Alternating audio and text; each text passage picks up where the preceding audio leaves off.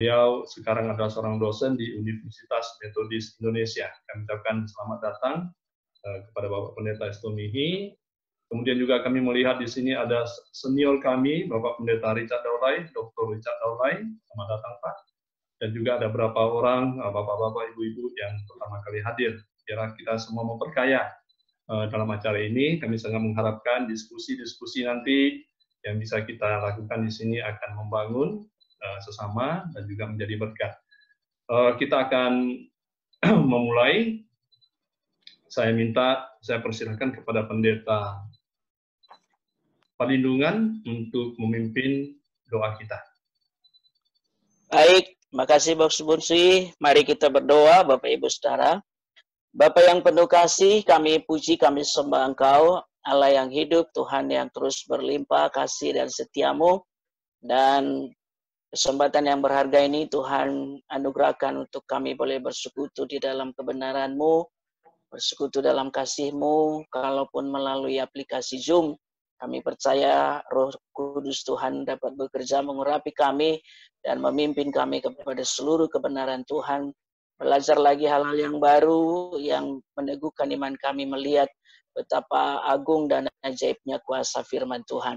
Berkati secara khusus untuk hamba-Mu Pendeta Estomihi Hutagalung yang akan menyajikan materi, urapi beliau, kuasai sepenuhnya hidupnya, apa yang sudah dipersiapkan, Engkau sempurnakan, dan dengan kuasa kebenaran boleh membangun iman setiap kami yang boleh berpartisipasi. Urapi juga hamba-Mu Pendeta Bunsi yang akan menjadi moderator. Tuhan memimpin dengan hikmat-Mu.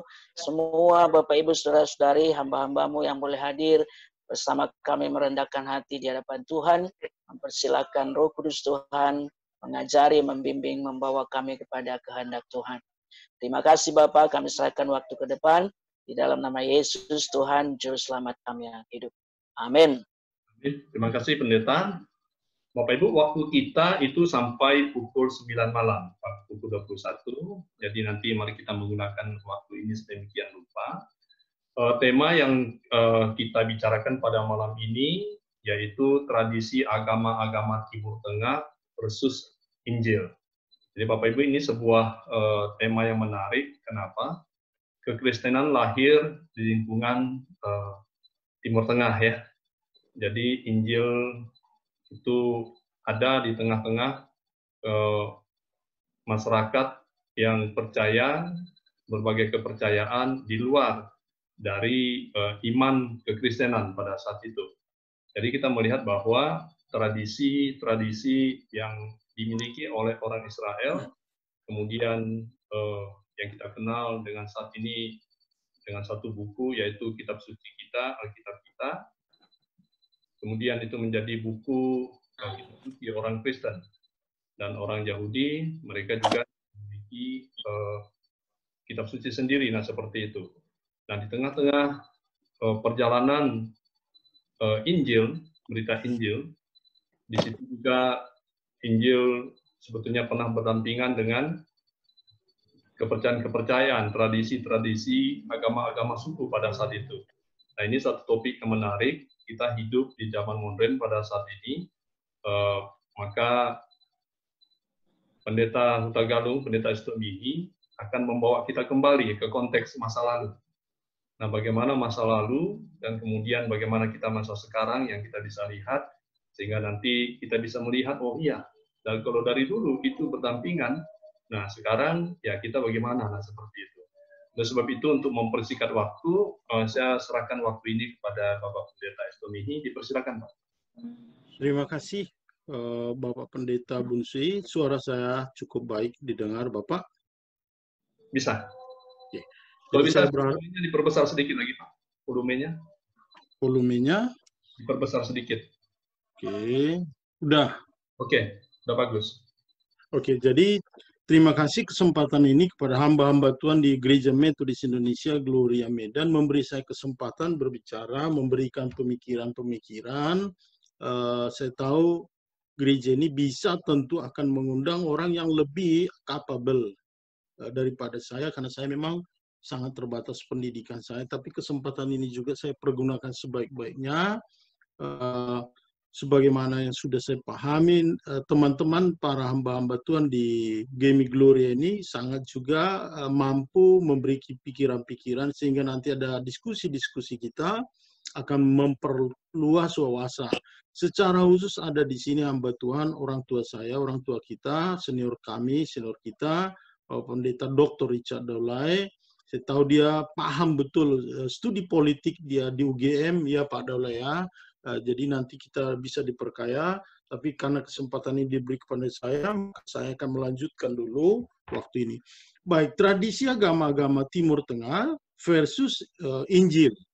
Ya, Bapak Ibu Saudara-saudara, kalau kita mau bicara tentang tradisi agama-agama atau kalau ada disingkat nanti TAATT, itu artinya tradisi agama-agama Timur Tengah.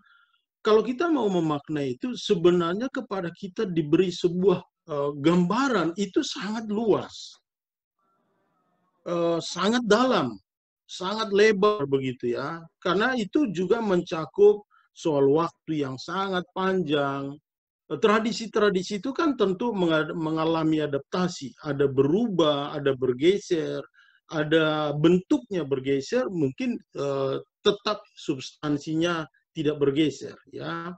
Jadi kalau kita mau mengkaji itu sebenarnya sangat dalam itu dan membutuhkan waktu yang sangat panjang juga.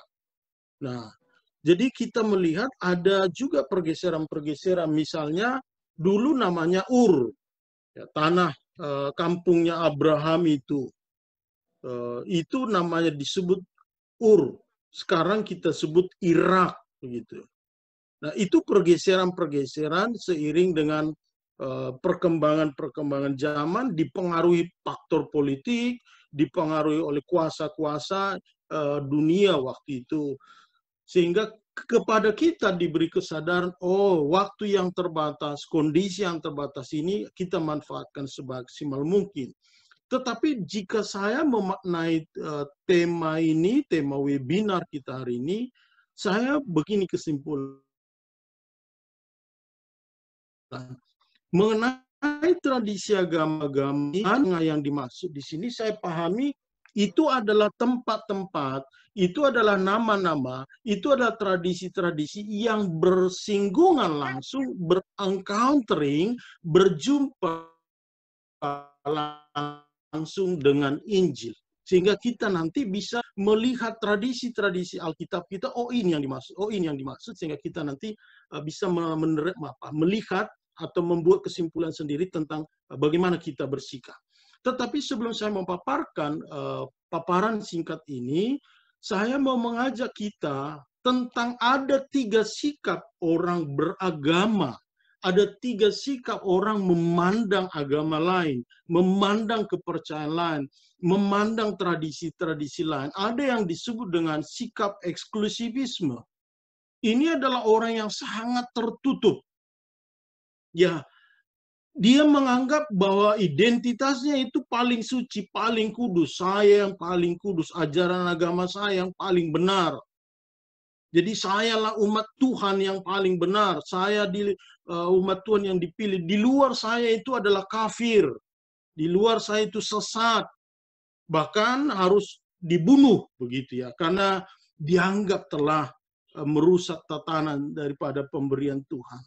Nah, ini dilihat juga adalah motif-motif berkuasa, karena memang kalau mereka ingin maju harus berkuasa. Maka paradigma misi dalam eksklusivisme itu selalu dibangun dengan istilah Darul Haq dan Darul Islam, Darussalam begitu ya. Daerah perang dan daerah damai. Itu paradigma orang berpikir eksklusivisme. Dan sikap yang kedua, yaitu inklusivisme. Ini orang yang mengakui bahwa dirinya diberkati, tetapi di luar dirinya juga diakui bahwa ada common grace, ada anugerah di semua agama. Di agama-agama lain pun, bahkan sebagai orang metodis kita, Bapak Ibu, orang-orang yang ateis itu pun sebenarnya diberi Tuhan anugerah untuk bertobat. Itu yang disebut John Wesley, misalnya dengan prevenient grace, ya. Jadi orang-orang yang inklusivisme itu percaya bahwa dirinya dipanggil, dan orang lain juga dipanggil oleh Tuhan, tetapi ini masih menganggap agamanya lah yang paling benar. Ya, kita orang Kristen harus berada di tipe ini, Bapak Ibu. Ya, orang lain betul bahwa agama lain itu diberkati Tuhan, tetapi itu common grace. Ada penyataan khusus di dalam Yesus Kristus yang kita percayai sebagai sumber ajaran dan keyakinan kita. Paradigma misi di dalam tradisi inklusivisme ini, yaitu ada dialog. Itu yang kita syukuri di dalam faith dialog oleh Gereja Metodis Gloria ini. Ini yang ke-15 kalau nggak salah ini dilakukan. Saya waktu itu yang pertama ikut, nanti akan bisa saya apresiasi di pemaparan berikutnya. Nah, ada juga sikap yang disebut liberalisme. Orang-orang yang disebut tipikal atau tipe beragama liberal itu, liberalisme itu, baginya sama aja semua agama. Nggak ada apa-apa, nggak ada masalah itu. Agama apapun agamamu, pokoknya samanya itu, nggak ada masalah begitu. Jadi kelompok-kelompok orang seperti ini akan sangat menolak jiwa-jiwa sektarian, jiwa-jiwa dogmatis. Kalau itu dianggap keinginan berkuasa itu, ya, jadi mereka menolak itu. Nah, pola atau paradigma misi di tipe yang ketiga ini yaitu bersifat mengatur, bagaimana mengatur, how to manage the different, bagaimana mengatur perbedaan-perbedaan agama itu, perbedaan iman itu. Jadi mereka tidak persoalkan agama apapun, mereka sama-sama. Jadi 3 sikap ini Bapak Ibu Saudara kekasih, nanti akan kita lihat mana yang kita buat eksklusif, mana yang kita inklusif, mana yang mungkin kita liberalisme. Tetapi saya mengarahkan, kalau saya pribadi, saya dimasuk di inklusivisme, melihat tradisi ini dipakai oleh Tuhan untuk menguatkan keyakinan saya. Jadi, Bapak Ibu Saudara kekasih, kita sekarang melihat dulu bahwa tradisi agama-agama Timur Tengah itu sesungguhnya itu mengalami proses adaptasi. Bapak Ibu yang belajar, teman-teman pendeta di sini, maaf ya Pak Daulay, teman-teman yang belajar itu ada namanya teori sosiologi, Max Weber maupun Durkheim itu dua-duanya tidak memungkiri adanya faktor-faktor konteks, faktor-faktor sosiologis mempengaruhi tradisi agama-agama. Ya, jadi tradisi Timur Tengah itu diwarisi dari zaman ke zaman sampai masa Yesus.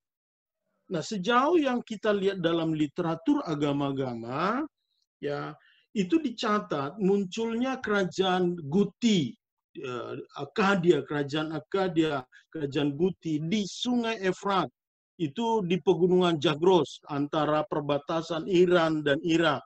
Ya Pak Daulay mungkin sudah sering ke daerah Timur Tengah, teman-teman yang sering ke ke Israel mungkin singgah sebentar tahu tradisi cerita ini, bahwa di daerah Zagros itu ada dulu kerajaan Akkadia. Tetapi mereka tidak banyak meninggalkan bukti-bukti sejarah. Ini sangat jauh, 2000 tahun sebelum masa Yesus tradisi ini diyakini ada. Tetapi mereka tidak banyak meninggalkan bukti-bukti. Para arkeolog tidak banyak bisa menemukan bukti. Muncul kemudian kerajaan Babilonia. Jadi ada yang ada kalah, ada menang. Muncullah kerajaan Babilonia. Inilah yang dianggap sebagai kerajaan yang paling besar, yang paling hebat mempengaruhi tradisi agama-agama Timur Tengah itu. Sebab apa? Sejak 2000 tahun sebelum Yesus lahir, ya Bapak Ibu Saudara kekasih, Babilonia itu sebenarnya dianggap sebagai pusat ekonomi. Jadi tetap ada motif ekonomi. Ya, ada motif ekonomi, nanti kita lihat juga di sana ya. Jadi tradisi Raja Babilonia ini sudah ada dan itu dianggap pusat ekonomi, juga pusat daripada dewa tertinggi. Jadi ibu kota dewa tertinggi namanya itu Dewa Marduk. Ya. Jadi di dewa tertinggi ini mereka mempercayai ada kuasa-kuasa.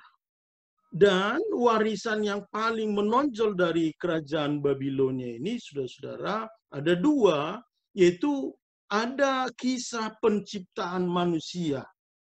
Jadi tradisi Babilonia mewariskan tradisi penciptaan manusia dari debu tanah, lalu ada darah dari dewa.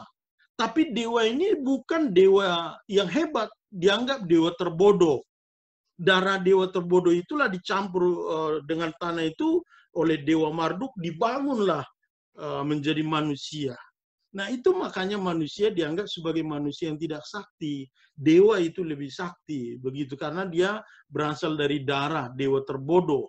Itu warisan pertama yang sangat kuat mempengaruhi peradaban agama-agama sampai sekarang. Lalu yang kedua, tradisi warisan Raja Hammurabi. Raja Hammurabi itu sangat terkenal sebagai kepemimpinannya di dalam tradisi raja di Babilonia itu memimpin rakyatnya. Dia membuat sebuah keputusan pengadilan karena masa itu adalah sistem kekerasan. Jadi belum begitu bagus peradabannya. Jadi terkenallah waktu itu ada namanya hukum mata ganti mata, gigi ganti gigi.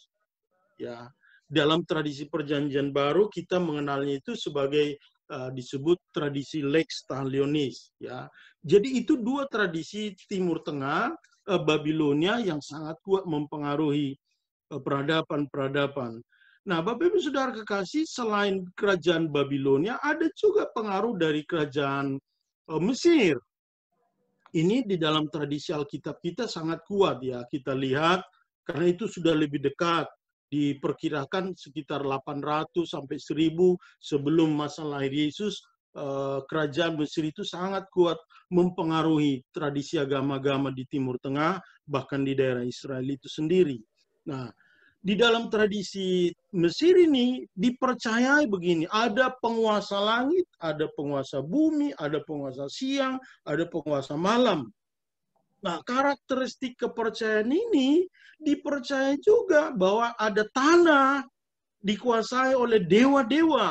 Kalau tanahnya misalnya tanah yang bagus untuk tanaman pertanian, karena kan Timur Tengah itu pertaniannya terbatas. Jadi ada tanah yang bisa menumbuh rempah-rempah, ada pohon zaitun, ada kurma, bahkan anggur di kemudian hari.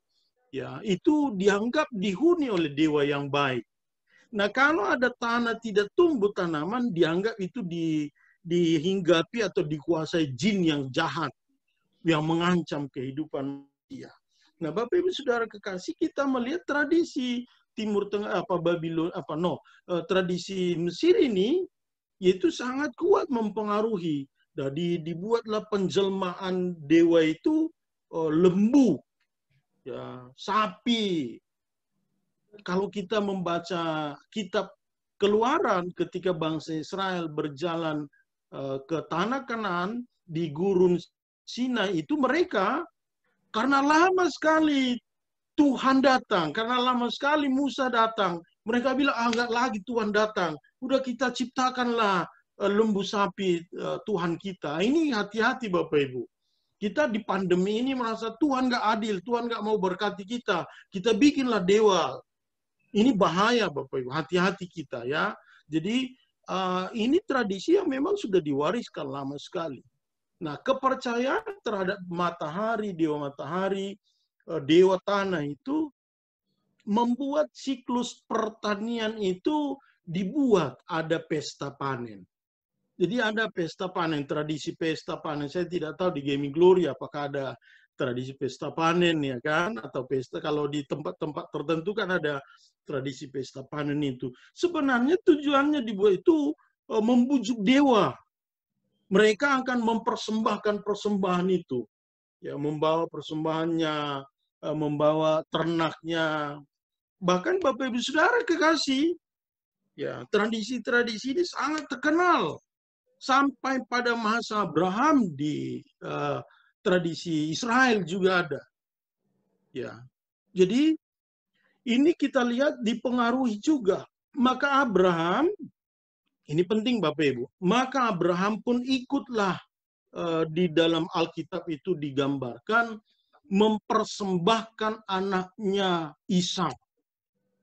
Tetapi saya harus ingatkan Bapak Ibu, tujuan daripada kitab itu, kejadian bahwa Abraham mempersembahkan anaknya, hendak memutus, hendak menghilangkan agar tidak lagi terjadi di bangsa Israel menyerahkan anaknya kepada dewa.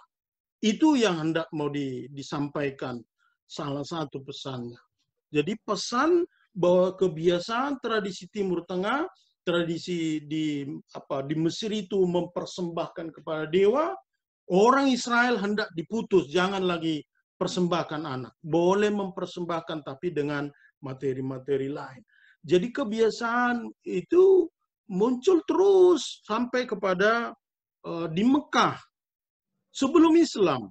Jadi Mekah itu Bapak Ibu Saudara sebelum Islam ada.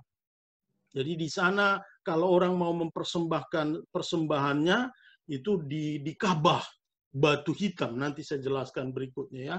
Jadi mereka mempersembahkan, mereka memanggil demi nama Allah gitu ya. Mereka memanggil itu. Nah, Bapak Ibu Saudara kekasih, selain daripada kepercayaan adanya dewa tanah, mereka juga meyakini kekuasaan di air. Bahwa air itu mempunyai kekuatan memberi kehidupan. Ya, mereka percaya bahwa air itu memberi kehidupan. Memang kan karena sangat susah dapat air, jadi begitu ada air sangat berharga. Ini kan kondisi sosial yang mempengaruhi pemikiran sehingga ini ada dewanya, ini air ini hebat, ini ada penghuninya.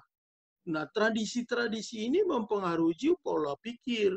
Nah, air itu dianggap sangat berharga. Itu sebabnya ada tradisi air Zam-Zam.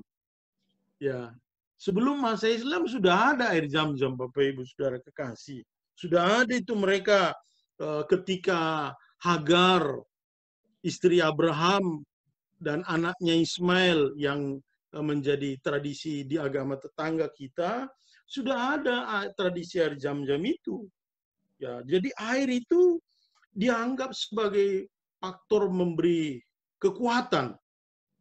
Selain memberi kekuatan, air itu juga menjadi membersihkan. Sebenarnya awalnya membersihkan kaki, karena kan debu, membersihkan kaki, lalu membersihkan tubuh, sehingga di kemudian hari ada tradisi-tradisi yang menggunakan air itu sebagai membersihkan diri, bahkan menjadi simbol dari keagamaan. Ya, simbol keagamaan. Misalnya itu yang disebut ritual tefilah.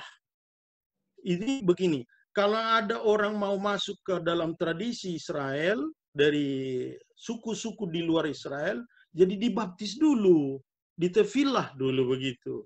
Itu maksudnya. Jadi itu tanda masuk keagamaan. Nah, air itu untuk membersihkan tubuh, dan itu kan sampai sekarang kita lihat sebagai tradisi baptisan di gereja, ya. Tetapi maknanya sudah kehadiran Allah Bapa, Anak, dan Roh Kudus, tidak lagi dewa-dewa yang lain. Nah, selain air, ada juga tradisi memakai pakaian. Karena suhu yang sangat ekstrim, sangat panas, jadi masyarakat Timur Tengah itu mesti pakaiannya panjang, ya kan? Lalu berkerudung, pakai topi. Jadi itu biasa bagi mereka. Oke, biasa bagi mereka berpakaian-pakaian seperti itu. Ya, ada sorban, ada jilbab namanya sekarang ini. Tradisi berpakaian ini, Bapak Ibu Saudara kekasih, mempengaruhi juga cara status sosial. Makin hebat dia, maka makin baguslah pakaiannya. Bukan hanya tradisi sosial, agama juga. Dan itu juga kita lihat di dalam tradisi bangsa Israel. Ketika bangsa Israel itu diingatkan mengenai hukum-hukum Taurat, ada jumba-jumba. Jadi sebenarnya jumba-jumba para imam itu, jubah para imam itu ada jumba-jumba warna ungu. Dan masyarakat sebagian diberikan itu, jumba-jumba itu mengingatkan agar mereka tidak lupa hukum Musa. Ya, seperti itu. Nah, jadi pakaian itu sebagai tanda kesetiaan, tanda ketaatan. Perempuan-perempuan berkerudung itu tanda kesetiaan. Jadi semakin setia seseorang, semakin taat kepada Tuhan, maka makin tertutup. Ya, makin tertutup itu, gelap. Karena tidak ingin dilihat dunia, tidak ingin berinteraksi dengan dunia. Jadi laki-laki, maaf ya, saya udah habis rambut saya. Jadi ada topinya kecil itu, nggak topi besar, enggak, yang sedikit itu. Ya, saya lupa namanya, mungkin Pak Dahlan nanti akan memberikan istilah topi khusus itu ya. Nah, Bapak Ibu Saudara kekasih, selain itu juga ada karakter gurun itu mempengaruhi tradisi eksklusivisme klan. Klan itu kelompok. Ya. Jadi eksklusivisme klan itu sangat mempengaruhi karakter mereka. Ya.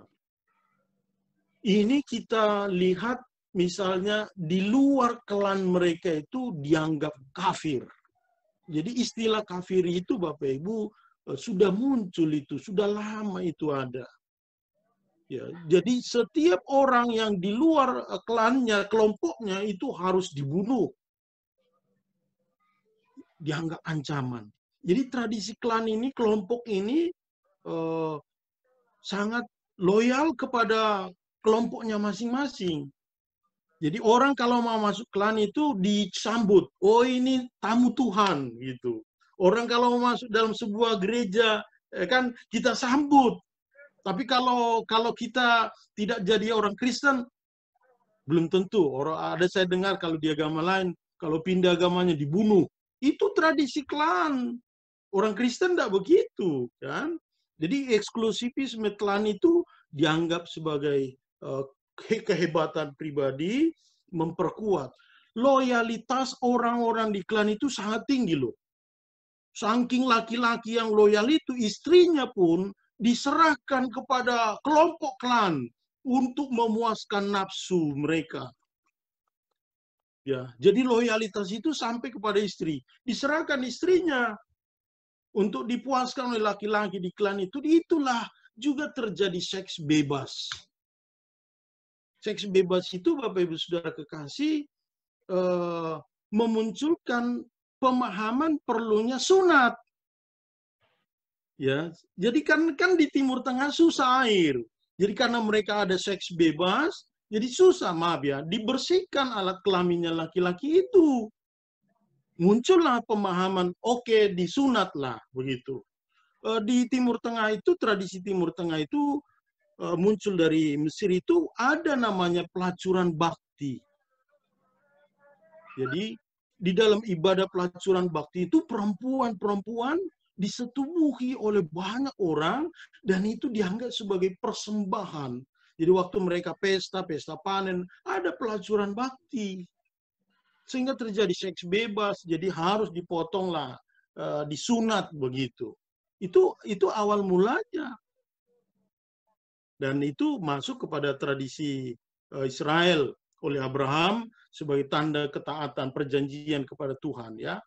Nah, selain seks bebas, tradisi di klan itu, ada juga tradisi klan itu kekerasan. Mereka bangga kalau merampok orang lain, membunuh orang lain. Kalau kita misalnya jalan, kita bawa harta kita akan dibunuh kalau kita di luar klan mereka. Nah, mereka senang berantem. Orang Timur Tengah itu senang berantem. Sikit berantem ya. Ini kultur gurun mempengaruhi ya. Jadi mereka menganggap meminum darah musuh itu kebanggaan Bapak Ibu Saudara-saudara. Jadi mereka akan bangga, mereka akan berpesta. Nah, pergeseran adaptasi klan, adaptasi air, adaptasi kepercayaan itu membuat mereka kepercayaan itu muncul pada adanya kiblat. Jadi di mana pusat? Kalau tadi di Mesir, Dewa Marduk itu di Mesir. Jadi di Timur Tengah itu orang-orang klan ini, kelompok-kelompok masyarakat ini, kelompok-kelompok percayaan ini, membuat masing-masing kiblatnya. Orang masyarakat di sana buat kiblat ibadah. Oh, di sini pusat dewa kami. Oh, di sini pusat dewa kami. Nah, Abraham misalnya ketika dipanggil oleh Tuhan membuat kiblatnya di Gunung Moria. Moria ya. Jadi di sanalah dibangun Salomo bangunan Bait Allah itu di Gunung Moria. Tapi orang Samaria membangun pusat kiblat mereka itu di Gunung More. Jadi ada sedikit terjemahannya beda ya. Jerusalem itu Moria, yaitu Yahudi, ya masa Salomo, lalu masa Samaria di Gunung More, Gerizim. Nah, Islam pun pada awal-awalnya Bapak Ibu Saudara kekasih, kiblatnya Islam itu ke Al-Quds namanya. Jadi tidak ada di dalam Al-Quran, tidak ada di dalam Al-Quran istilah Jerusalem. Yang ada adalah Al-Quds, kota kudus. Nah, di kemudian hari Muhammad mengubah dari Jerusalem menjadi ke Ka'bah. Ya, Ka'bah itu ceritanya kira-kira begini. Itu kan Ka'bah itu di Mekah. Masa sebelum Islam, Bapak Ibu Saudara kekasih, sebenarnya Mekah itu pusat ekonomi. Jadi pusat ekonomi. Jadi pada musim-musim tertentu tidak tiap saat ada di sana pusat ekonomi, melihat cuaca dan musim-musim pesta panen tadi. Jadi kalau datang orang ke Mesir itu, ke Mekah itu, Bapak Ibu Saudara kekasih, mereka datang saudara-saudara, mereka ikut juga menyembah dewa kaum Quraisy. Jadi penguasa Mekah itu namanya kaum Quraisy. Jadi mereka ikut menyembah dewanya. Ini masa sebelum Islam ya, ini belum ada Islam. Jadi kaum Quraisy sudah ada di sana menyembah, mempersembahkan ternak, mempersembahkan anak, dan altarnya itu di atas batu hitam namanya Ka'bah. Ini belum Islam. Sekali lagi saya katakan ini belum Islam. Jadi ada Ka'bah. Jadi mereka altarnya itu kan Ka'bah, batu hitam. Jadi batu yang hitam menyimpan batu yang sakral. Nah, diyakini Ka'bah ini sebenarnya dibangun oleh Adam langsung bentuknya dari surga. Itu diyakini. Lalu ada pernah terjadi banjir bandang, banjir besar di Timur Tengah, rusaklah Ka'bah itu, lalu kaum Quraisy ya membangun kembali, yaitu kaum Quraisy keturunan Ismail, keturunan anak Abraham sampai kepada Muhammad, jadilah itu menjadi pusat peribadahan mereka. Itu tradisi-tradisi yang kita lihat munculnya tentang Ka'bah itu. Jadi Bapak Ibu Saudara kekasih, saya mau mengatakan begini, bahwa hampir semua tradisi agama beradaptasi dengan budaya. Ingat itu. Hampir semua tradisi agama beradaptasi dengan budaya. Saya misalnya, kenapa harus pakai jas, ya kan? Itu kan tradisi dari Eropa yang mempengaruhi kita. Ya. Jadi tradisi agama itu beradaptasi dengan budaya. Tetapi saya mau ingatkan Bapak Ibu Saudara kekasih, kalaupun ada kesamaan-kesamaan dengan Injil, dengan kekristenan, itu hanya dalam kesamaan namanya semantik, bahasa. Saya masih ingat Bapak Ibu, nanti diingatkan ya, Bok Subunsui. Waktu kita webinar pertama, Faith Dialog pertama itu kita membahas Injil dalam dalam bahasa Tionghoa waktu itu ya. Tao namanya waktu itu kalau nggak salah. Ada kita bicara Tao untuk mengatakan logos. Padahal kekristenan belum muncul di Tionghoa, di Tiongkok. Jadi ada kesamaan tapi dalam bahasa. Istilah boleh sama tetapi substansi beda. Nah, mengapa ada kesamaan bahasa? Ini perlu Bapak Ibu. Ini kan zaman sekarang orang ada bahasa surga. Maka kalau saya bicara kepada Bapak Ibu berbahasa Ibrani, wah ini dari surga ini pendeta ini. Kalau ada orang berbahasa Arab, oh ini dari surga ini beliau ini. Padahal itu sebenarnya bahasa proses adaptasi, tidak sama substansi. Misalnya begini, pada seandainya di zaman Tiongkok kuno, sebelum kekristenan di Tiongkok kuno, saya tidak tahu, saya belum cek tahun berapa itu. Yesus hadir di Tiongkok kuno sebelum pada masa Tiongkok kuno. Saya yakin Yesus itu bukan berbahasa Arab, bukan berbahasa Inggris, bukan berbahasa Ibrani, bukan berbahasa Yunani, enggak. Saya yakin Yesus itu berbahasa Tiongkok kuno. Misalnya kita lihat di Kejadian pasal 12. Ketika Tuhan Allah berfirman pada Abraham, berfirmanlah Allah kepada Abraham, belumlah itu berbahasa Ibrani, Bapak Ibu. Allah belum berbahasa Ibrani. Karena apa? Abraham belum, bahasa Ibrani belum dikenal di dalam tradisi Abraham. Jadi, kalau begitu Allah berbicara, berkomunikasi dengan Abraham, bahasa apa? Bukan bahasa Ibrani, bukan bahasa Arab, bukan bahasa Inggris, tapi dalam bahasa Ur. Ya, namanya waktu itu disebut bahasa Aramaik. Itulah bahasa ibu daripada Abraham. Ya. Jadi Bapak Ibu Saudara kekasih, ada proses adaptasi, maka janganlah orang Kristen tersandung.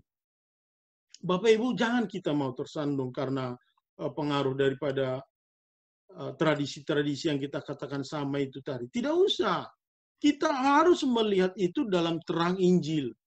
Gereja Metodis misalnya, orang Batak pakai ulos kan di gereja. Memang ada dulu, nggak boleh pakai ulos. Itu dulu. Sekarang kalau di gereja kita, ada boleh pakai ulos, ada boleh pakai simbol-simbol budaya.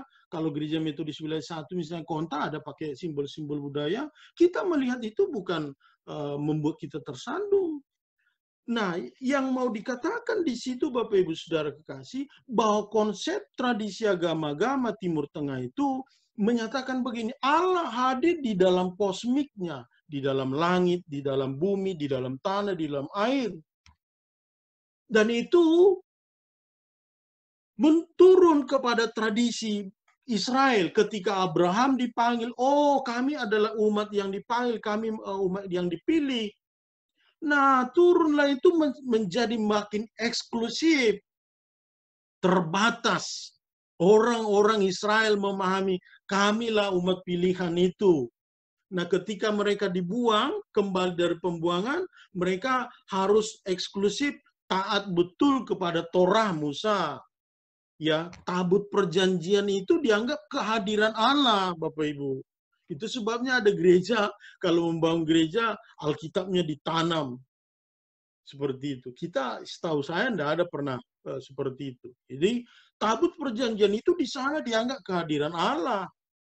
Makin ada bentuk-bentuk materinya. Nah, diingatkan juga dalam Shema Israel, yaitu Ulangan pasal 6. Shema Israel. Ya. Jadi itu panggilan-panggilan khusus itu membuat mereka menjadi eksklusif. Eksklusifnya itu muncul juga membuat kiblatnya. Kiblat di Yerusalem. Ketika mereka pulang dari pembuangan, orang-orang yang tidak kawin campur dengan orang di Babilonia itu, Bapak Ibu, mereka disebut Yahudi. Yang kawin campur di Babilonia itu mereka disebut Samaria. Lalu ketika Raja Babel mau menghancurkan bait Salomo itu, bait yang dibangun Salomo, orang-orang Yahudi membangunnya. Lalu orang Samaria mau datang, ayo kita bangun. Oh enggak, kalian sudah kawin campur, nggak boleh lagi kalian sudah Samaria. Jadi akhirnya karena mereka ditolak, dibangunlah kiblat mereka di Gunung Moria, di Gunung More, yaitu di Gerizim. Ya. Jadi mereka bertengkar.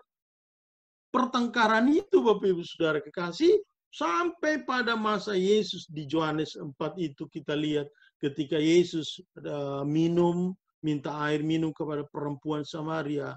Sebenarnya Yesus hanya mau menyadarkan agar perempuan itu jangan sampai terjebak kepada kiblat. Oh, kami datang Samaria, kami kan menyembah ke Gerisim, kau kan menyembah kepada Yerusalem. Yesus katakan, perempuan saatnya beribadah bukan lagi kepada Gerisim atau ke Yerusalem, tetapi di dalam roh dan kebenaran. Jadi artinya apa? Yesus mewariskan kepada kita tradisi baru, yaitu apa? Agar kita beribadah bukan ditentukan kiblat, bukan ditentukan fisik, bukan ditentukan oleh sesuatu yang material. Maka nggak usah kita menangisi kalau ada Hagia Sophia yang digembar-gemborkan itu. Nggak usah Bapak Ibu meratapi itu, nggak apa-apa itu. Ya, saya katakan bukan tidak perlu gedung gereja, pakai misalnya Gemi Gloria bagus gedungnya, bukan saya katakan tidak perlu. Ya, di Eropa banyak gedung gereja katanya, saya nggak pernah ke Eropa. Gedung gereja yang dijadikan kafe, silakan saja, itu urusan mereka. Kita harus menjaga itu di kemudian hari agar tidak terjadi, tetapi bukan di sana, di dalam roh dan kebenaran. Misalnya di musim pandemi sekarang, Bapak Ibu, selama beberapa bulan, ya untung ada virtual. Gemi Gloria buat ibadah virtual. Silakan Bapak, saya lihat pernah itu kan, silakan mempersiapkan diri, jangan makan snack, jangan jalan-jalan. Itu ada aturan dibuat oleh Gemi Gloria. Ya. Jadi ibadah itu bukan karena fisiknya, tetapi di dalam roh dan kebenaran. Ya. Jadi bahwa tradisi agama-agama itu akarnya adalah pemahaman Allah yang penguasa langit dan bumi itu diwujudkan dalam bentuk materi. Nah, Yesus memperbaiki itu. Kehadiran Yesus tidak dilihat, tidak diukur dalam materi atau fisik. Yesus hadir itu dalam Yohanes pasal 1, ya kan? Dia hadir, pada mulanya adalah firman. Jadi bukan pada mulanya adalah ini, bukan materi, tidak. Firman. Jadi Yesus melampaui pemahaman kosmos tadi, kosmik tadi, tetapi kehadiran itu berdampak, berimplikasi lah ya, berimplikasi pada cara hidup. Bahwa kita punya kerajaan Allah, jadilah kehendakmu di bumi seperti di surga. Jadi di mana kerajaan Allah itu bukan di gedungnya, tetapi di dalam hubungan kita dengan Tuhan. Dan etika hidup itu terus kita bangun sampai pada masa penghakiman yang kedua. Nah, kehadiran Yesus juga bukan mengganti Taurat Musa, tetapi ada memang adaptasi terhadap tradisi itu. Mata ganti mata. Yesus genapi, bukan dengan darah, tetapi dengan kasih. Jadi bukan korban nyawa lagi antara kita sebagai manusia. Yesus mengalami Taurat itu di kematiannya di kayu salib. Ada juga tradisi mengatakan bahwa sunat itu darah dipotong, alat kelamin laki-laki, darah tercurah. Nah, itu menjadi sunat rohani bagi kita. Ya, jadi ada beberapa kesimpulan, ada 4 saya berikan. Yang terakhir Bapak Ibu, yang pertama, bahwa kuasa Allah dimaknai dalam alam semesta. Itu yang pertama dalam tradisi-tradisi itu. Sehingga ini menimbulkan kiblat. Menimbulkan sesuatu materi. Itu sebabnya ada agama, kalau diganggu misalnya rumah ibadahnya, wah hancur semua, akan kacau semua. Ya, bukan berarti kita tidak mau terganggu, tetapi kita tidak menganggap di sana iman kita. Jadi bagi orang Kristen, bagi kita yang diwariskan oleh Yesus, ibadah itu adalah di dalam roh dan kebenaran, bukan pada materi, bukan pada kiblat. Jadi jangan kita terjebak pada aspek-aspek fisik, dan juga jangan kita terjebak pada paham-paham sunat, karena kita ada sunat hati. Ya, jangan kita juga terjebak kepada pakaian-pakaian. Apakah orang Kristen harus pakai jilbab, harus pakai kerudung?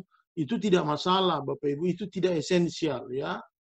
Nah, penebusan dalam darah Yesus itu menggenapi hukum mata ganti mata, menjadi hukum kasih melalui salib. Dan yang terakhir yaitu darah Kristus itulah yang membasuh, membaptis, tefilah, ya, membasuh manusia dari dosa dan hidup kita diselamatkan. Masuklah kita menjadi warga kerajaan surga. Demikianlah Bapak Ibu yang bisa saya berikan. Semoga bisa kita pergunakan waktu yang baik dalam diskusi. Terima kasih Bok Subunsui. Nanti mohon dibantu Pak Daulay juga, teman-teman, pendeta-pendeta di grup ini. Terima kasih. Saya serahkan kepada moderator. Ya, terima kasih Pak Pendeta Stumihi. Jadi Bapak Ibu, kita sudah melihat ya panjang lebar yang sudah dijelaskan tadi, tradisi-tradisi di Timur Tengah. Nah, seperti itu. Kita lihat tradisi-tradisi itu hampir sama tuanya ya dengan tradisi-tradisi kehidupan orang Israel. Karena Injil itu datang melalui orang Israel. Nah, seperti itu. Kita memakai waktu ini untuk mendiskusikan, jadi silakan Bapak Ibu bisa saja langsung bertanya kepada Bapak Pendeta Stumihi sehubungan dengan apa yang sudah disampaikan tadi. Ya mungkin tidak tertutup kemungkinan ada hal-hal yang selama ini yang berhubungan dengan ini yang Bapak Ibu perlu dipertanyakan, tapi tidak ada di dalam materi ini, dipersilakan juga karena kita akan diskusi. Jadi kita saling melengkapi di sini. Oke, saya persilakan, boleh secara langsung buka suaranya atau chat ya gitu ya. Saya sangat mengharapkan langsung saja Bapak Ibu. Boksu, saya tutup aja share-nya nih ya. Boleh Pak. Bagaimana ya? Apakah? Oke, dipersilakan. Silakan Bapak Ibu, silakan buka suaranya untuk bertanya.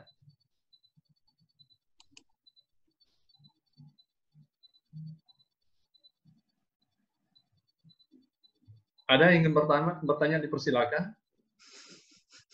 Oke, saya belum menemukan ada yang pertanyaan di sini. Mungkin karena jelas ya, terang benderang tadi ya. Jadi Bapak Ibu nggak ada lagi yang ditanyakan ya. Boksu ada di sini rupanya Pendeta Tayurijaya. Ada. Ada masuk ya. Selamat datang Pak Oke, Ketua. Ya. Saya mau tanya Pak Boksu. Oke, dipersilakan. Wow, ya, Pak Richard. Ya, saya mau bertanya begini. Sekarang kan ada namanya gereja Koptik atau gereja Jordan. Saya memang sangat terkejut beberapa tahun yang lalu ketika Natal bersama sekota Madya Medan di aulanya ISTP TD Pardede. Jadi saya terkejut begitu doa penutup naiklah seperti Aagim. Saya waktu itu sangat terkejut. Dia naik ke atas, orang langsung mengatakan seperti gitu, gitu loh. Rupanya dia mengatakan bahwa saya adalah pendeta dari gereja Koptik. Nah, sekarang saya mau bertanya, seolah-olah saudara kita Muslim ini menganggap bahwa mereka yang pertama sekali yang seperti itu. Jadi mereka menganggap bahwa mereka yang seperti tadi pembicara katakan bahwa mereka yang benar, kita yang salah seperti gitu. Kenapa kok pakai ke gereja kok pakai pakai jubah dan sebagainya seperti itu, pakai jas dan sebagainya. Jadi mereka anggap itu bukan Kristen yang sebenarnya seperti itu. Jadi saya mau bertanya, apakah kita tidak salah kalau misalnya seperti mereka itu boleh nggak kita pakai itu seperti begitu gitu. Jadi jangan mereka menganggap bahwa mereka itulah yang duluan, padahal tidak seperti itu gitu. Iya. Itu yang pertama. Kemudian yang kedua itu mengenai dewa pagan tadi. Ada textbook itu tentang kepercayaan Timur Tengah pagan. Itu korelasinya antara kepercayaan pagan dengan dewa Mesir terhadap kiblat itu tadi. Ya. Jadi ada dua pertanyaan. Terima kasih, Pendeta. Oke, yang mau ditanya sebuah pertanyaan yang menarik ya. Sebuah pertanyaan menarik yang memang kita juga selalu melihat komentar-komentar di media yang berhubungan dengan pertanyaan dari Pak Richard tadi. Dipersilakan Pak Estomihi. Pak Richard, untuk pertanyaan nomor 2 apa maksudnya Pak yang mau ditanya? Mengenai dewa pagan tadi, pendeta. Itu korelasinya antara kepercayaan pagan dengan dewa Mesir tadi terhadap kiblat itu. Oke, baik. Jadi ada juga saya lihat di sini bahwa pendeta di Lumumba, ya, ada beberapa pendeta ternyata masuk. Terima kasih. Saya tahu mungkin Pak Boksubunsi tadi share ini di distrik 2, mungkin makanya ada beberapa orang masuk ya. Oke, Pak Richard dengan teman-teman, nanti Pak Dolai atau teman-teman di grup ini bisa menambah begini. Saya yang nomor 2 dulu, baru nomor 1 ya. Nomor 2 dulu, karena itu yang paling lama. Bapak Ibu Saudara kekasih, ada tadi yang saya katakan, kehendak berkuasa itu, kehendak klan itu, kehendak untuk menguasai itu lahir dari konsep bahwa Allah itu memberi kuasa kepadanya. Allah itu memberi kekuatan kepadanya. Sehingga wujud daripada tanah itu dianggap sebagai kehadiran Allah juga. Oh, di tanah ini Tuhan datang. Maka kita buatlah kiblat kita loh di sini. Nah, kalau ini kiblat kita, maka kita yang berkuasa di sini. Jadi itu kepercayaan Mesir itu masuk ke dalam arah kepercayaan untuk berkuasa juga. Kalau teman-teman misalnya OKP ya udah tancapkan bendera OKP-nya itu nggak bisa lagi diganggu. Mereka udah berkuasa di situ. Nah, tradisi kira-kira begitu. Jadi ketika mereka menancapkan kiblatnya di sini, oh ini kiblat kami. Kami berkuasa di sini, nggak bisa lagi kalian ganggu. Tuhan kami ada di sini. Nah, itu kepercayaan dari dari Mesir tadi, diyakini di tanah itu ada penguasanya dan disitulah disembah, itulah menjadi kiblatnya, dibuatlah persembahan, altarnya pun dibuat di situ. Waktu itu di Mekah namanya Ka'bah, belum ada Islam loh. Ka'bah itu sudah ada, belum ada Islam. Ya, jadi jangan dianggap Islam itu mendahului, tidak, belum lahir.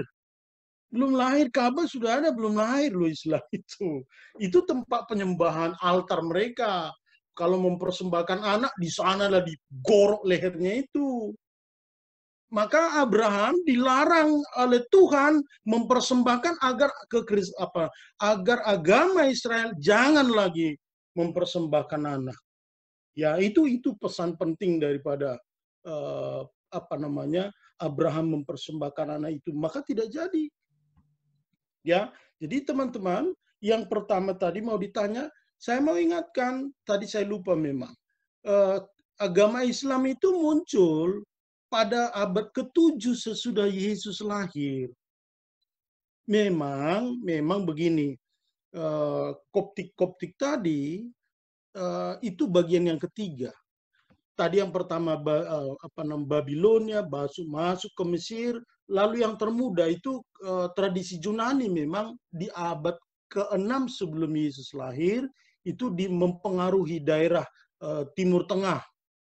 Sehingga ada tradisi Koptik memakai itu. Jadi mereka tetap memakai jilbab, jubah. Ya, orang-orang Kristen, perempuan Kristen di gereja Koptik itu pakai jilbab loh Bapak Ibu.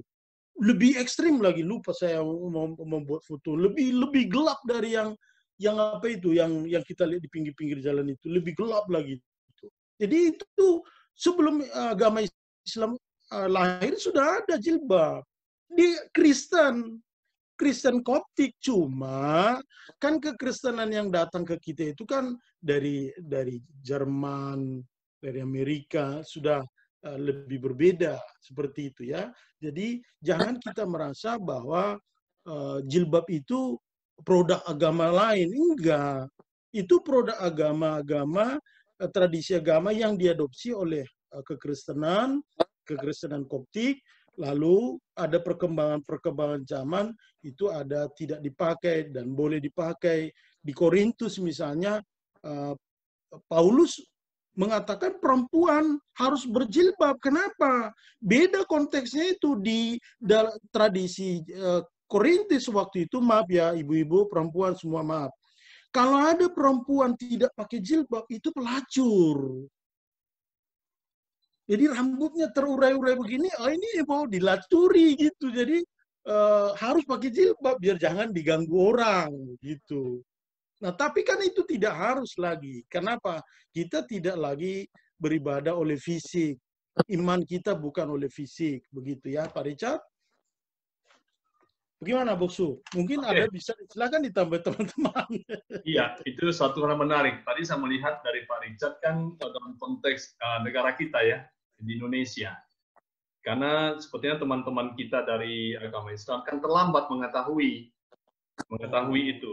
Jadi seolah-olah begitu ada Kristen Ortodoks kita katakan dari Syria, dari Timur Tengah, itu mereka membuka cabang di Indonesia dengan pakaian yang seperti itu. Bukan hanya pakaian sebetulnya, cara ibadah mereka. Mereka kan sholat, mereka ngaji ya gitu ya. Jadi kan ngaji mereka, ada ajiannya itu dalam ibadah itu, sholatnya, ada selawatnya seperti itu.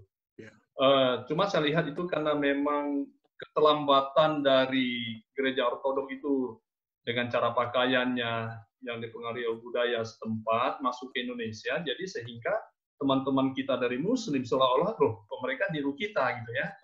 Tapi kalau teman-teman kita dari Muslim mereka mengerti sejarah, mereka akan tetap oh iya, rupanya mereka ini duluan seperti ibadahnya. Kita kan 700 tahun kemudian baru menggunakan cara-cara seperti itu. Saya lihat di situ Pak Richard masalahnya.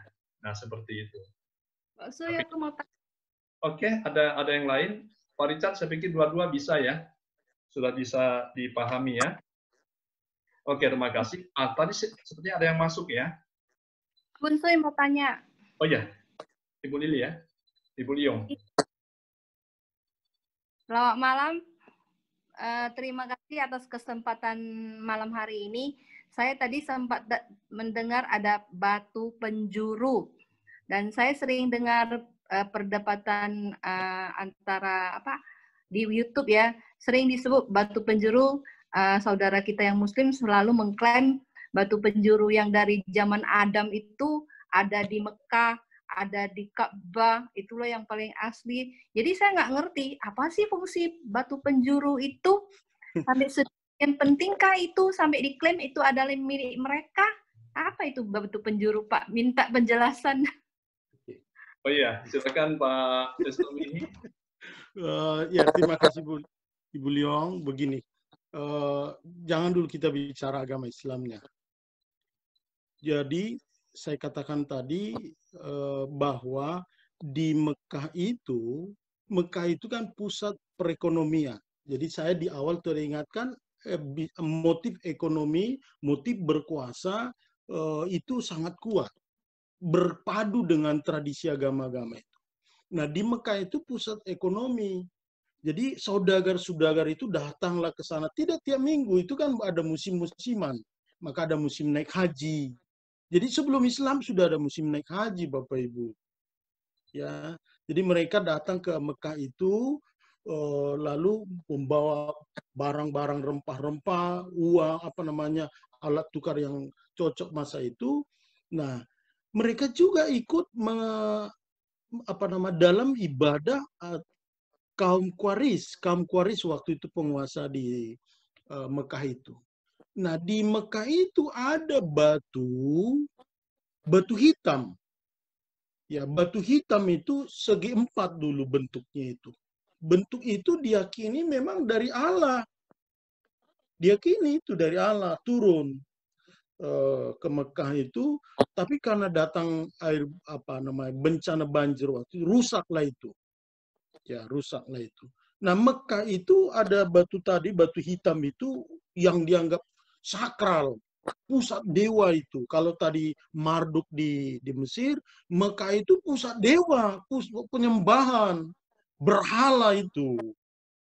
Nah, di sanalah mereka menggorok anak. Kalau mau dipersembahkan ke dewa, di atas batu itulah dipotong. Kalau ternak mau dipotong, di situ, itulah altarnya. Mengangkat tangan, mempersembahkan, membakar persembahan itu. Jadi itu belum ada Islam, Ibu. Ya, belum masuk Islam. Sehingga di Islam masuk kan di abad ke-7. Ya. Sehingga jangan kita merasa bahwa memang itu milik agama tertentu, tidak.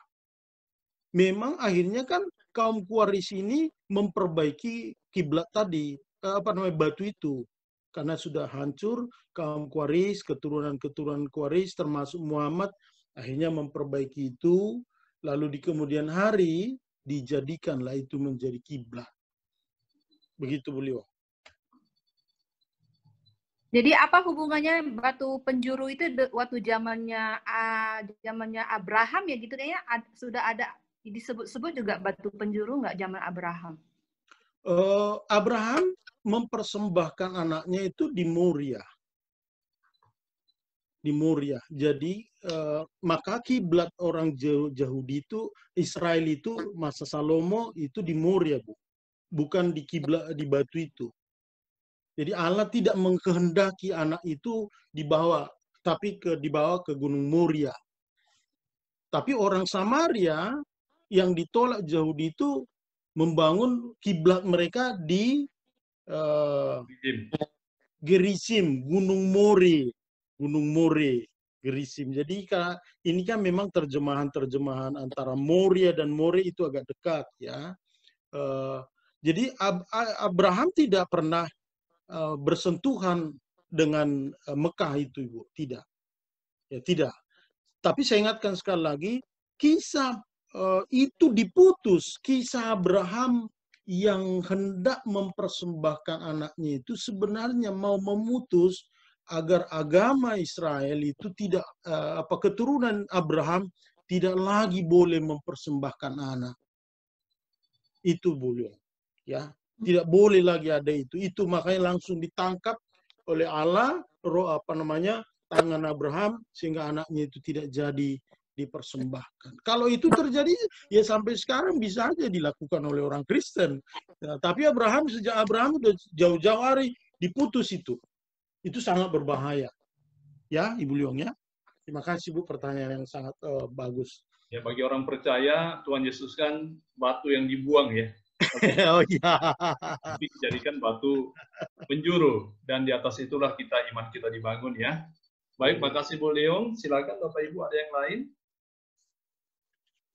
Ya, sambil teman-teman tanya ini Pak Pendeta Sumihi. Karena kita kan bicara tentang agama-agama di sekitar Timur Tengah kuno, ya begitu ya. Di mana di situ agama-agama besar dunia lahir, agama Kristen dan juga agama Islam. Nah, seperti itu. Saya pernah membaca satu buku yang cukup tebal, gitu ya. Buku itu 981 halaman tebalnya. Judulnya itu History of the Arabs. Oh iya, ini bukunya. Oh iya. Saya kasih pendeta waktu itu, ya. Ya, yang bos kasih itu. Ya. Di situ di halaman 127, ini kan bicara tentang agama pagan itu sebetulnya. Ya. Nah, di situ dikatakan Philip Kitty di sini menulis buku ini kan buku yang diterjemahkan pada tahun berapa itu ya? Tahun saya lupa, tapi dicetak itu pada tahun 1937 diterbit. Di Indonesia itu cetakan yang ke-10. Okay. Di halaman 127 itu ada disebutkan. Sebelumnya dia menjelaskan bahwa nama dewa orang Quraisy itu sendiri kan sebetulnya Allah itu ya. Oh ya. Dan kalau kita lihat banyak buku yang menjelaskan Allah itu kan punya anak. Ada berapa anaknya gitu. Dia dewa, nah seperti itu. Jadi Allah itu kan nama dewa. Dewa dari suku Quraisy. Yang disembah, yang dipercaya oleh suku Quraisy. Itu pada saat itu. Nah, pertanyaan saya seperti ini. Kalau Allah itu nama dewa dari bangsa-bangsa Arab sebelum Islam ya, sebelum Islam. Artinya Allah itu sudah mereka sembah dalam bentuk dewa yang mereka kenal itu sebelum Islam. Sejauh mana itu mempengaruhi seperti ini, mempengaruhi orang Kristen? Saya melihat bahwa kalau orang Israel sendiri, mereka kan tidak terpengaruh. Mereka tetap mempercaya kepada Tuhan yang monoteis, Tuhan yang tunggal, yang menyatakan diri kepada Abraham, Ishak, dan Yakub. Nah, seperti itu. Artinya orang Israel pada saat itu hidup berdampingan dengan suku-suku yang menyembah berhala, menyembah ilah-ilah, termasuk dewa Allah itu. Jadi saya bertanya, kalau orang Kristen Arab, tadi kita sudah bicara seperti yang dikatakan oleh Pak Richard tadi ya, dari gereja ortodok Koptik. Nah, seperti itu. Saya melihat bahwa yang mereka juga di dalam terjemahan kitab yang mereka pakai, dan mereka juga memakai Allah kan seperti itu kan. Padahal jelas Allah itu adalah nama dari dewa yang disembah oleh suku Quraisy pada saat itu. Tapi orang Kristen Timur Tengah khususnya dan terjemahan mereka dalam bahasa Arab, nama yang sama mereka gunakan. Tapi kita tidak temukan itu di dalam terjemahan yang lain. Nah, kalau kita lihat bagi orang Yahudi, ya justru nama Tuhan yang mulia itu nggak mereka sebutkan gitu kan, Yahweh. Jadi mereka tidak di dalam pengenalan mereka tidak pernah ganti dengan yang lain. Tapi beda dengan orang Kristen Koptik dan terjemahan kitabnya seperti itu. Itu pertanyaan saya. Mengapa bisa terjadi seperti itu? Oke, baik. Ini saya kira sangat teknis, Bapak Ibu Saudara kasih, tapi saya coba menjawab begini. Memang di tradisi Timur Tengah itu sebelum masa Abraham, ya urutannya itu Abraham, lalu Yesus, lalu Islam. Jadi antara Yesus dan Islam itu sekitar 650 tahun begitu ya. Jadi sebelum Yesus itu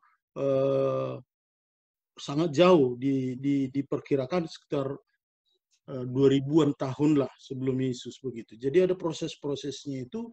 Memang di Timur Tengah itu untuk semua nama-nama dewa itu disebut ilah.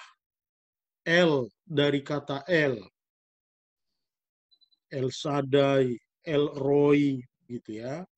Nah, ketika Allah berbicara, ini memang sangat teknis saya bilang tadi. Ketika Allah berbicara kepada Abraham, maka disebut di sana Tuhan Allah, ya, bukan Yahweh. Istilah Yahweh, YHWH itu Bapak Ibu, itu muncul di Keluaran pasal 3. Setelah mereka bangsa Israel hendak dibawa oleh Musa dari Mesir. Jadi ada perbedaan konteks, ada perbedaan kondisi, waktu, dan ada perbedaan hal-hal. Jadi kenapa? Kalau disebut nanti mereka nama yang tidak mereka pahami, nama yang betul-betul tidak mereka pahami, maka mereka akan sangat tidak memahami panggilan Allah itu. Abraham tidak memahami panggilan Allah itu. Itu saya pendekatan semantiknya. Ya, saya tidak pendekatan teologi semata. Saya pendekatan bahasanya. Jadi itu diadopsilah itu El itu. Nah, jadi kalau orang Timur Tengah, orang Kristen Timur Tengah, ya menganggap biasa saja itu, Bosok. Ya, biasa. Kalau orang Batak misalnya Jehovah de Batak begitu kan. De Batak itu sebenarnya itu debatanya orang Batak, dipahami orang Batak zaman dulu, tetapi karena sudah dianggap itu nilai substansinya adalah Tuhan yang kita sembah. Kalau orang Batak berdoa Jehovah de Batak, ya bukan lagi kepada dewatanya orang Batak zaman dulu. Jadi adopsi bahasa itu yang membuat itu, dan kondisi. Sekali lagi, nama Yahweh itu bukan muncul di kitab Kejadian, tetapi masa ketika Allah memanggil Musa untuk memimpin bangsa Israel dari Mesir. Kenapa? Itu Allah menyatakan siapa dirinya dalam bentuk Yahweh itu. Jadi proses adaptasi di Kejadian adalah proses adaptasi, dikeluar adalah soal jati diri. Kalau nanti siapa nama Tuhanmu? Oh Jawis. Seperti itu. Jadi itu bukan lagi adaptasi, tetapi sifat otoritas Tuhan harus ditunjukkan, eksklusivisme Tuhan harus ditunjukkan sebagai Jahwis begitu, maksud. Mudah-mudahan bisa membantu. Terima kasih. Ini saya tanya menjelang teman-teman yang lain menyiapkan pertanyaan. Oke, dipersilakan yang lain. Karena memang kalau kita bicara tradisi Timur Tengah itu sangat menarik ya. Mau tidak mau orang percaya itu harus tahu, harus mengerti. Sebentar, Bos. Jadi saya lanjutkan. Waktu kita webinar pertama kan, lupa saya siapa pembicaraan. Kan kita bicara tentang penginjilan dengan bahasa Hokkien waktu itu. Tahu itu sebenarnya sudah ada tahu. Tapi inti yang dipahami oleh non-Kristen, Tionghoa non-Kristen, tahu itu beda dengan tahu yang dipahami oleh orang Kristen Tionghoa begitu. Kira-kira begitu Bapak Ibu, itu untuk mengadaptasi mudahnya kita masuk mempengaruhi tradisi-tradisi agama lain. Kira-kira begitu Bapak Ibu. Oke, dipersilakan. Saya mau bertanya sedikit lagi nih. Oh ya, Pak Richard, silakan Pak. Iya, karena kita kalau nggak silap dulu kan ada itu mereka dari MUI atau dari mana itu datang ke LAI. Mereka klaim bahwa Allah itu adalah mereka punya. Jadi tolong LAI itu untuk mengubah itu. Saya ingat itu. Ada itu mereka dari entah dari kelompok mana saya nggak tahu, tapi mungkin dari MUI atau dari mana. Kata-kata Allah yang ada di dalam Alkitab itu supaya itu punya kami bukan punya kalian, seperti itu. Iya. Saya ingat itu. Nah, jadi makanya mungkin tadi ada kaitan dengan yang ditanya oleh pendeta Bunsui tadi, seperti itu kata-kata itu ya, kata-kata Allah. Cuma mungkin substansinya yang berbeda, itu aja mungkin menurut saya. Iya. Jadi kalau mereka katakan itu mereka punya, ya kan nggak bisa lah. Kan mereka belum lahir loh, sudah ada Allah. Nama itu udah ada, mereka belum lahir begitu. Ya. Kan mereka di belakangan hari lah, 600 tahun lah sesudah abad ke-7-nya mereka. Jadi itu karena memang belum begitu paham lah mungkin mereka itu ya. Jadi untunglah ada webinar ini sehingga Box Bunsui bisa membantu teman-teman memahami tradisi-tradisi. Oke, terima kasih Pak Richard. Terima kasih. Terima kasih Pak. Ada yang lain Bapak Ibu? Dipersilakan. Ya, Pak Bunsui, saya ingin tanya sedikit. Pak Johan ya? Ya, selamat malam Pak Pendeta Estomihi. Sorry. Saya pikir banyak teman yang nggak bertanya, karena sebenarnya ini adalah topik pembahasan tingkat tinggi. Ya, jadi sedangkan kita yang orang awam ini terus terang ini baru pertama kali kami dengar, dan kadang-kadang apa yang dibahas pun mungkin agak susah kita terima di nalar, Pak. Ya, tapi ada satu yang saya kadang-kadang dalam kepikiran saya, Pak, saya berpikir ya. Kalau kita lihat agama-agama yang muncul di dunia ini, itu kan bisa kita bagi dalam dua kelompok besar. Yaitu agama-agama yang di Asia, yang kita katakan yang mulai Hindu, agama Hindu, Buddha, dan aliran kepercayaan lain. Ya, itu yaitu agama-agama yang berdasarkan hasil pemikiran dan perenungan manusia ya. Sedangkan agama-agama yang di Timur Tengah itu boleh dikatakan agama yang berdasarkan wahyu Tuhan. Yang gitu. Sekarang yang menjadi agak membingungkan bagi saya, kenapa Tuhan itu memilih ya Timur Tengah, khususnya agama Kristen itu bersumber dari sana. Masalahnya apakah orang Timur Tengah itu apakah orang yang perlu jadi contoh bagi kita semua? Ya, orang Israel itu contohnya, atau orang itu orang yang paling bobrok misalnya di dunia ini. Iya. Ini yang kenapa enggak di Asia atau khususnya di Indonesia contohnya. Atau mungkin peradaban pertama itu mungkin mulai dari sana atau bagaimana. Ini hanya satu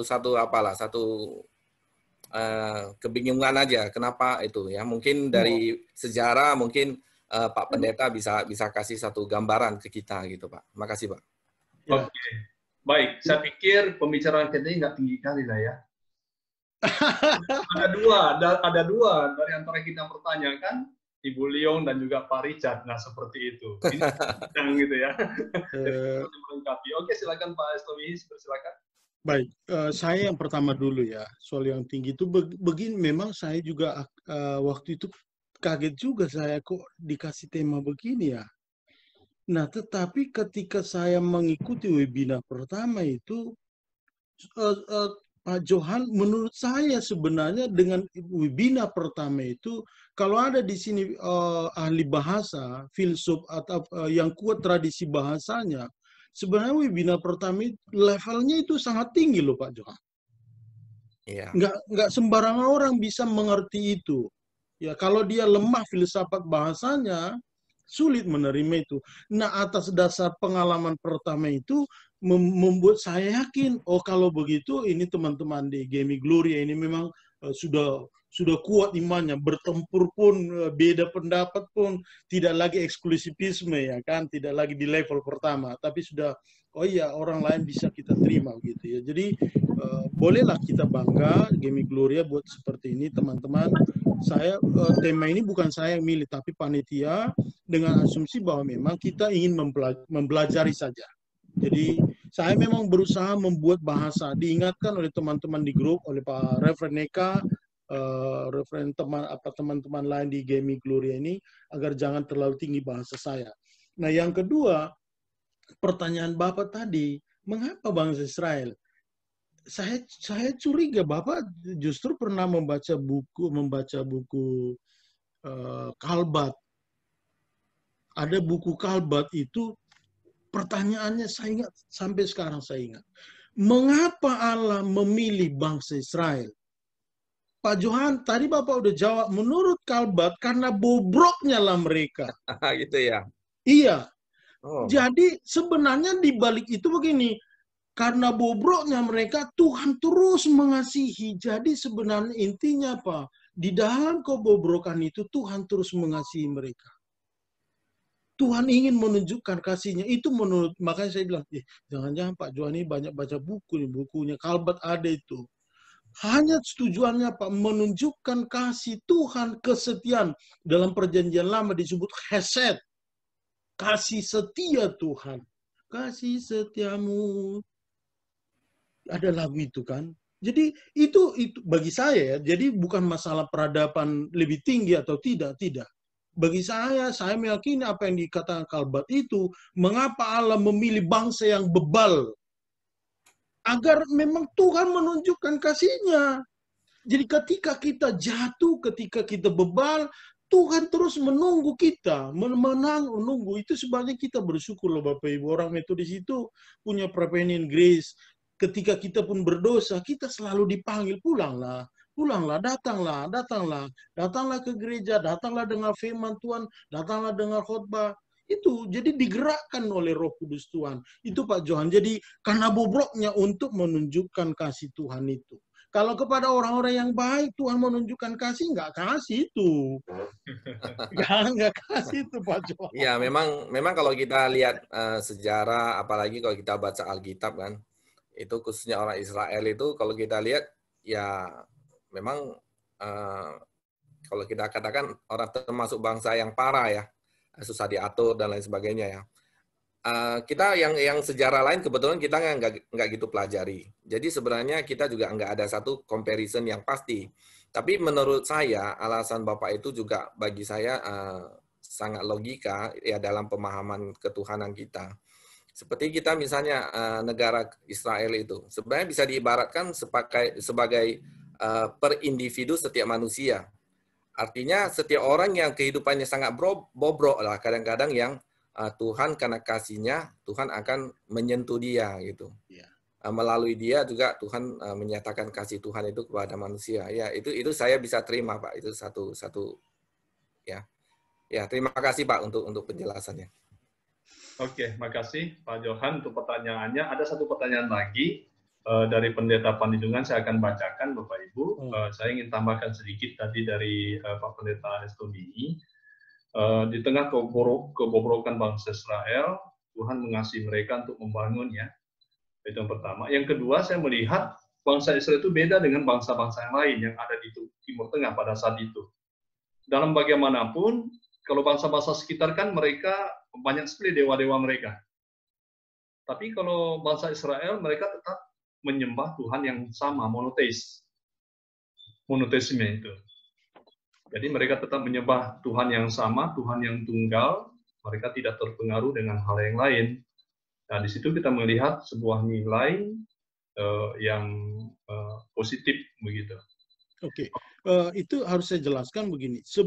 Waktu Abraham di Ur, sebelum keluar dari kampung ayah ibunya di Ur, sebenarnya mereka menyembah dewa-dewa. Iya.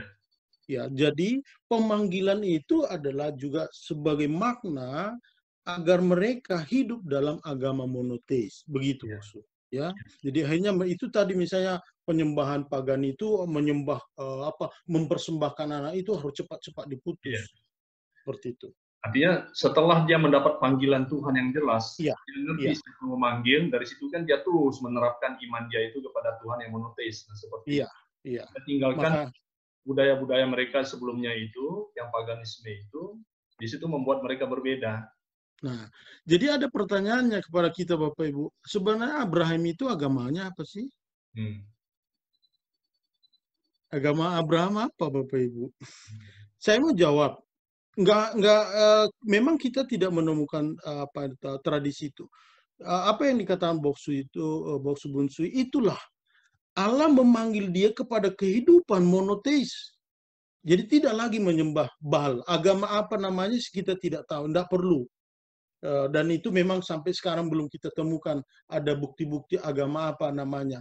Karena Israel, Bapak Ibu, agama Israel itu ketika Yakub bergumul di sungai Jabok itu, ketika Yakub menang, oh sekarang bukan lagi namamu Yakub tapi menjadi Israel.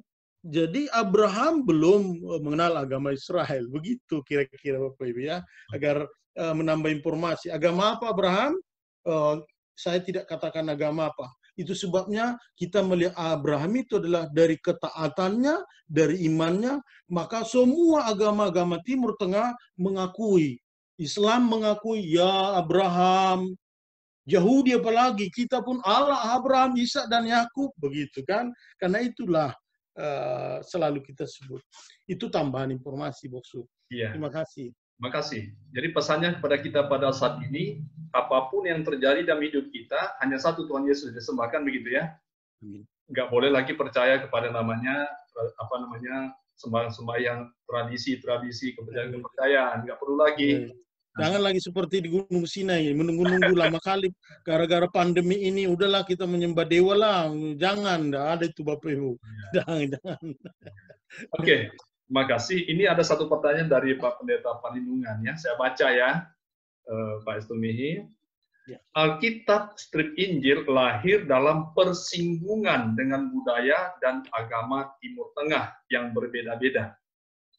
Apakah Tuhan Allah juga berbicara atau bernubuat di dalam budaya atau agama yang beragam tersebut? Itu pertanyaannya. Silakan Pak. Ini memang mungkin kita harus hati-hati begini.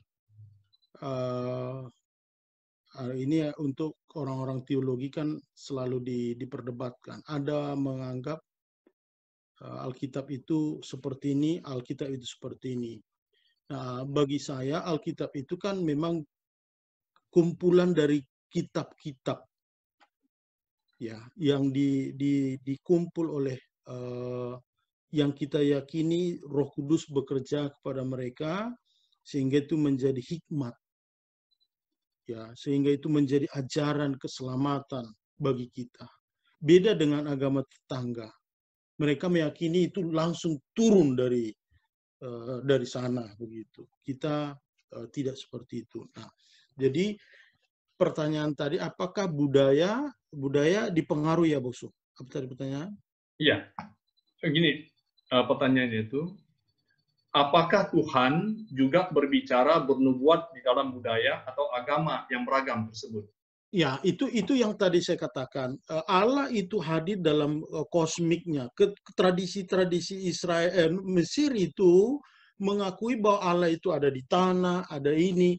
Cuma mereka jadinya menyembah tanah itu. Kan tidak begitu maksud Tuhan sebenarnya. Allah memang menciptakan dunia ini, oh iya, kita kagum, oh Tuhan melalui alam. Itu sebabnya teman-teman kalau ada belajar James Fowler itu ada ada 7 level stage orang beriman, ada 7. Jadi orang beriman itu dibantu dengan alam ciptaan ini melalui budaya. Jadi kita melihat budaya itu, oh iya, itu cara Tuhan sebenarnya membantu kita meneguhkan iman kita. Nah, orang Mesir salahnya apa? Jadi batu itu disembah. Orang-orang Batak salah jadi apa? Karena ulus itu disembah, didewakan ulus itu. Itu zaman dulu begitu. Nah, sekarang pun bisa begitu. Ya teman-teman yang non-Kristen dari Tionghoa dianggap di sesembahannya itu Tuhan dada. Padahal kita kan sudah dalam roh dan kebenaran itu. Ya, jadi budaya itu memang dipakai Tuhan. Kita kan beribadah. Saya pakai baju pendeta begini. Ini kan tradisi yang kita pakai di Gereja Metodis Indonesia. Pendeta gereja lain belum tentu pakai begini. Ya kan? Ada teman-teman Pak Pendeta Parlinua pakai batik, mungkin dia mau adaptasi dengan budaya Jawa misalnya begitu kan. Nah, dengan budaya itu maka teman-teman yang belajar teologi agama-agama dan budaya, apalagi teologi misalnya penyembahan itu pakai musik, pakai orang Batak pakai gondang, boleh kita pakai. Boleh kita pakai. Memang dulu gereja, saya tahu gereja Batak itu tidak boleh, dilarang ada ulus. Kenapa? Memang dianggap itu ada rohnya. Nah, kalau kita jatuh kepada penyembahan seperti orang Mesir itu, ya memang ada di sana. Kita pakai budaya itu, tetapi cara, alat lah itu. Ya, itu Pak Pendeta Perlindungan. Oke, saya pikir waktu kita pas jam 9 ya, sudah lewat. Ya, saya mohon maaf Bapak Ibu kalau ada yang tidak pas. Ya, saya mohon maaf ya. Itu tadi Pak Johan bilang ini terlalu tinggi, saya mohon maaf juga. Ya, saya mohon maaf juga. Terima kasih Boksu, terima kasih Reverend Eka, teman-teman di Gemi Gloria. Ya, baik. Terima kasih Pak Pendeta Stumini. Jadi Bapak Ibu, saya ingin mencoba dulu merangkumkan ya dari apa yang kita bahas tadi. Yang pertama di situ kita perlu melihat ada 3 sikap orang beragama. Beragama itu bisa ya beragama seperti kita sekarang, ya, seperti yang agama diakui pemerintah, tapi juga agama-agama suku gitu ya. Nah tadi kalau kita melihat tradisi Timur Tengah itu lebih dekat kepada agama-agama suku yang dijalankan oleh masyarakat pada saat itu. Yang pertama tadi dari Pak Edson ini mengatakan bahwa dalam tradisi beragama itu selalu mengalami perubahan-perubahan. Diperubahan oleh apa? Dipengaruhi oleh apa? Oleh kultur. Nah, seperti itu. Dengan demikian, kita menemukan ada 3 sikap dan beragama itu. Pertama itu sikap yang eksklusif ya. Eksklusif. Dia mengatakan mereka memiliki identitas sebagai bangsa Tuhan. Mungkin lebih tepatnya bangsa pilihan Tuhan, nah, seperti itu ya. Atau bangsa yang bertuhan. Kemudian inklusif. Inklusif, yaitu ada panggilan khusus dari Tuhan, tapi dia juga menyadari perlu berdialog dengan agama lain, dengan kepercayaan-kepercayaan lain. Yang ketiga di situ paham sikap yang liberal. Liberal itu semua agama sama. Nah, seperti itu. Jadi menyamakan semua. Kemudian kita melihat bahwa di tengah-tengah dunia ini Babilonian pada saat itu merupakan pusat dari penyembahan dewan tertinggi tadi ya, penyembahan berhala. Dan kita melihat dari perkembangan di seluruh dunia ini sepertinya dari situ menyebar semuanya. Abraham dipanggil dari situ menjadi bangsa pilihan Tuhan kemudian, Tapi juga penyembahan-penyembahan berhala juga menyebar dari situ. Nah, ini mau kita perhatikan. Termasuk tadi kita melihat tradisi-tradisi itu yang masuk ke gereja, seperti air ya, baptisan. Kalau di dalam agama-agama pagan pada saat itu, air itu digunakan untuk membaptis sebagai lambang masuk ke agama mereka. Tapi bagi gereja, bagi orang Kristen, itu tanda kita mau disucikan, tanda bertobat, tanda percaya Yesus, tanda siap mati dan bangkit bersama Kristus. Nah, seperti itu. Kemudian pakaian-pakaian, sebetulnya tidak ada pakaian agama ya, yang ada. Tidak ada pakaian agama, yang ada itu pakaian tradisi, adat, budaya masing-masing. Tapi kita melihat dalam kenyataannya masih ada dianggap bahwa itu pakaian agama. Nah, seperti itu. Kemudian kita melihat bahwa ada tradisi-tradisi klan tadi, gitu ya, orang masuk ke kumpulan mereka, ke kelompok mereka, itu dianggap sebagai tamu Tuhan. Nah, seperti itu. Oleh sebab itu, Bapak Ibu sekalian, kita melihat bahwa kalau zaman dulu itu hampir semua agama-agama di Timur Tengah itu menentukan kiblat masing-masing. Tapi sekarang orang Kristen kan nggak ada kiblatnya. Jadi kita orang berziarah ke tanah suci itu kan bukan kiblat. Bukan kiblat, itu ya ziarah. Nah, seperti itu. Nah, kiblat kita kepada siapa? Kepada pribadi Yesus, menyembah dalam roh dan kebenaran. Maka ke arah mana, di mana, kapan orang Kristen itu mau menyembah Tuhan, tidak ada ditentukan. Yang penting hatimu, dirimu, niatmu menyembah dalam roh dan kebenaran. Bapak Ibu sekalian, seperti di dalam Yohanes 4 ayat 23 tadi sudah diterangkan. Tadi menarik juga dalam pertanyaan tadi, kita hidup di Indonesia dengan teman-teman kita yang terus sepupu kita, teman-teman kita yang lain, ada yang sangat menekankan tradisi dari berpakaian. Jadi sewaktu orang Kristen berpakaian menurut tradisi Timur Tengah, nah itu sudah dianggap tidak Kristen lagi. Nah, ini semacam pembelajaran yang perlu dipelajari juga oleh orang Kristen dan juga orang non-Kristen, supaya kita kembali kepada memahami, ya sebetulnya bukan pakaian itu, tapi kepada imannya. Oke, Bapak Ibu, saya ingin mengumumkan ada pengumuman. Yang pertama, bahan kita, diskusi pada malam ini kita akan postkan di YouTube. Jadi Bapak Ibu, itu akan dipost di YouTube. Nanti bisa membuka, teman-teman yang tidak bisa hadir atau mengikuti tidak bisa selesai, boleh nanti menontonnya di YouTube. Itu kita tampilkan. Kemudian Selasa depan kita tetap ada pertemuan seperti ini. Yang menyampaikan pemakalah narasumber kita minggu depan itu Bapak Pendeta Tahir Wijaya. Malam ini beliau ikut, ya, Ketua Konta Sementara. Oh iya ya. Ya, dengan judul Tradisi Agama-Agama Barat. Oh. Nah, ini yang terus sekarang kita malam ini bicara agama-agama di Timur Tengah. Minggu depan kita akan bicara agama-agama Barat. Nah, ini penting. Jadi kita nanti bicarakan semua agama-agama sampai agama di Asia, itu nanti India dan Tiongkok, itu kita bicarakan. Kita gali semuanya nanti, merata semuanya, kita terus berhadapkan dengan Injil. Maksudnya apa? Supaya orang Kristen juga memahami mana perbedaannya, mana kedekatannya, mana persamaannya, kita lihat di situ. Nah, seperti jadi memperkaya kita. Oke, baik. Sekali lagi kami ucapkan terima kasih kepada Bapak Pendeta Estumi Hutagalung yang berkenan hadir dan menjadi pemakalah pada saat ini kepada kita. Tentu kita diberkati semua oleh Tuhan. Sekali lagi terima kasih Pak, Tuhan memberkati. Terima kasih kepada Bapak Ibu yang pertama kali hadir bergabung pada malam ini. Kami ucapkan selamat datang. Tadi senior kami Bapak Pendeta Dr. Richard Daulay. Kami juga melihat ya Pak Ginting sudah ya, Pak Ginting, Pak Pendeta Edi Lumumba. Edi Lumumba Hutagalung. Pak Richard. Ada juga itu saya Rosiana Hutagalung. Ya, ada berapa yang tidak bisa sebutkan satu persatu. Sekali lagi kami sekali lagi selamat datang Bu. Kami mengharap ke bahwa pertemuan-pertemuan ini, acara-acara ini semakin memperkaya kita.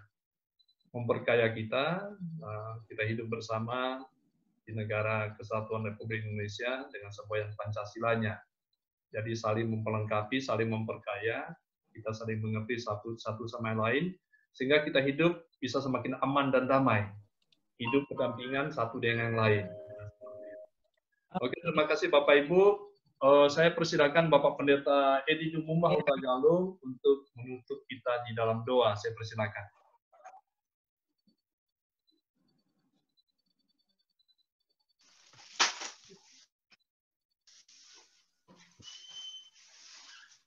Bapak Pendeta Edi Lumumba, dipersilakan.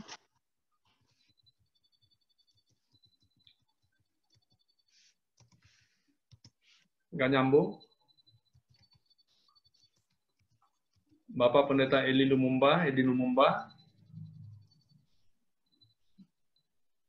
Nampaknya nggak nyambung. Oh, nggak nyambung. Oke, saya persilakan Chantal Eka ya. Chantal Eka, pimpin doa penutup kita, Chantal. Mari kita berdoa ya. Tuhan, kami mengucap syukur untuk satu pembelajaran yang begitu kaya dan mendalam untuk bukan hanya sekadar menambah wawasan kami, tapi juga untuk menumbuhkan iman kami, melihat dan belajar dari tradisi-tradisi yang ada, terutama malam hari ini, tradisi dari atau agama Timur Tengah. Biarlah kiranya Tuhan kami juga boleh menyadari bahwa ada kebenaran yang Tuhan percayakan bagi kami, kebenaran yang objektif di dalam firman Tuhan dan di dalam Kristus Yesus yang boleh meneguhkan kami untuk selalu mengarahkan setiap fokus kami, penyembahan kami hanya kepada Tuhan, pemilik dari alam semesta ini. Dan biarlah kiranya Tuhan, Engkau juga yang memampukan kami untuk bisa menggunakan materi-materi ini dengan berhikmat, baik itu di dalam perbincangan kami, dialog kami dengan